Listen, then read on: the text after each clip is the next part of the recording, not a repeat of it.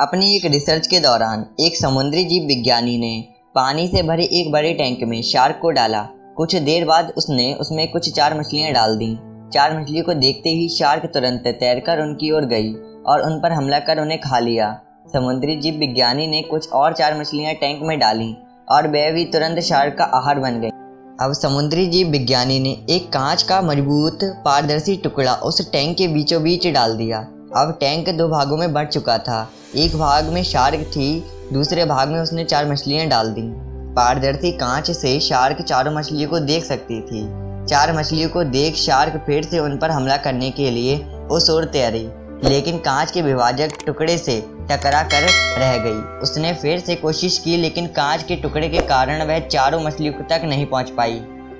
Shark ने दर्जनों बार पूरी आक्रामकता के साथ 4 मछलियों पर हमला करने की कोशिश की, लेकिन बीच में कांच का टुकड़ा आ जाने के कारण वह असफल रही।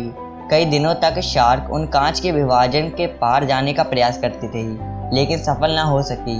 अंततः थक हार कर उसने एक दिन हमला करना छोड़ दिया और टैंक के अपने भाग में रहने लगी। कुछ दिनों बाद समुद्री जीव विज्ञानी ने टैंक से वह कांच हटा दिया, लेकिन शार्क ने कभी उन 4 मछलियों पर हमला नहीं किया, क्योंकि एक काल्पनिक विभाजन उसके दिमाग में बस चुका था और उसने सोच लिया था कि वह उसे पार नहीं कर सकती।